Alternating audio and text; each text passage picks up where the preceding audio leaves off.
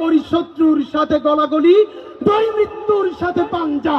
আমি উন্মাদ, আমি ঝঞ্ঝা, আমি ভিতিয়ে ধরিত্রীর বলবীর চির উন্নত মানুষের। জুলাই গণ অভ্যুত্থানের অন্যতম সংগঠক এবং ইনকিলাব মঞ্চের মুখপাত্র শরীফ ওসমান হাদী 12ই ডিসেম্বর সন্ত্রাসীদের হামলায় মাথায় গুলিবিদ্ধ হয়ে চিকিৎসাধীন অবস্থায় 18ই ডিসেম্বর সিঙ্গাপুরে শেষ নিঃশ্বাস ত্যাগ করেন। হাদীর মৃত্যুতে দেশ জুড়ে যেমন তীব্র শোকের আবহ তৈরি হয়েছে, তেমনি তার জীবনের বিভিন্ন দিক নিয়ে জনমনে সৃষ্টি হয়েছে নানা আগ্রহ। জুলাই যুদ্ধে সম্মুখ সারিতে থাকা হাদী বিভিন্ন সমসাময়িক বিষয়ে অগ্নিঝরা বক্তব্য দিয়ে যেমন সবার দৃষ্টি কেড়েছেন, এর বাইরেও তিনি ছিলেন এক মেধাবী শিক্ষার্থী। ইনসাফের রাষ্ট্র কায়েমের আগ পর্যন্ত আমরা রাজপথে সংগ্রাম লড়াই করে যাব ইনশাআল্লাহ। গ্রাম থেকে উঠে আসা শরীফ ওসমান হাদীর মৃত্যুর পর তার জীবন ও কর্ম নিয়ে নতুন করে আলোচনা শুরু হয়েছে। জুলাই গণ অভ্যুত্থানের পর তিনি শরীফ ওসমান হাদী নামে পরিচিত হলেও তার প্রকৃত নাম ছিল ওসমান গনি।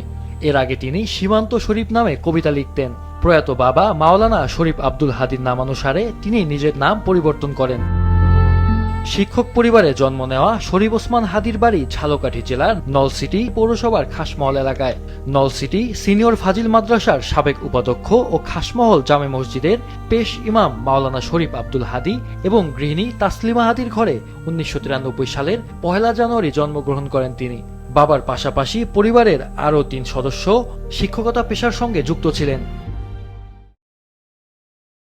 শিক্ষক পরিবার, এই জন্য বলা যে আমার আমরা 6 ভাই বোন, আমার আব্বা, তারপরে আমার দুলা ভাইয়েরা, এরা তো ম্যাক্সিমামই টিচারের বাইরেও আমার চাচা, ফুপা, এদের প্রায় সবাই শিক্ষক।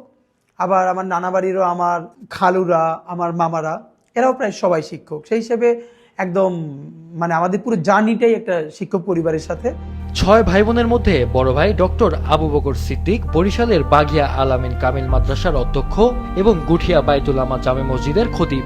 চতুর্থ বোন মাসুমা নলসিটি ইসলামী সিনিয়র মাদ্রাসার সহকারী শিক্ষক।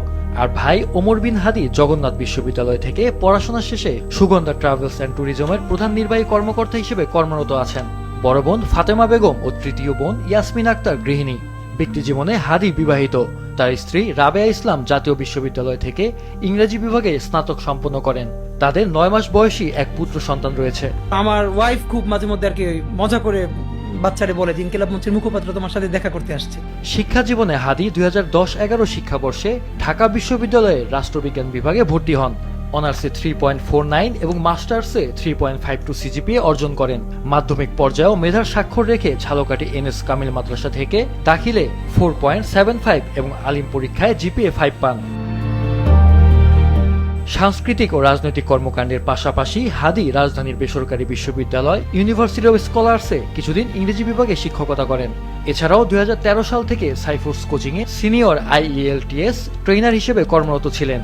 আমি ঝঞ্ঝাই, আমি ফুলনি, আমি পথ সম্মুখে যাহা পাই যাই করনি, আমি নিত্য পাগলের ছন্দ, আমি আপনার তালে নিতে যাই, আমি মুক্ত জীবনানন্দ। পড়াশোনার পাশাপাশি শরীফ ওসমান হাদী ছিলেন একজন দক্ষ বিতার্কিক। আবৃত্তি, বিতর্ক, উপস্থিত বক্তৃতায় জাতীয় পর্যায়ে একাধিক পুরস্কার অর্জন করেন তিনি। তার জীবন ও কর্মকাণ্ড ঘিরে নানা বিষয় সামাজিক যোগাযোগ মাধ্যমে আলোচিত ও ভাইরাল হয়েছে। মাহফুজুল হাসান, মাছরাঙা নিউজ ডেস্ক।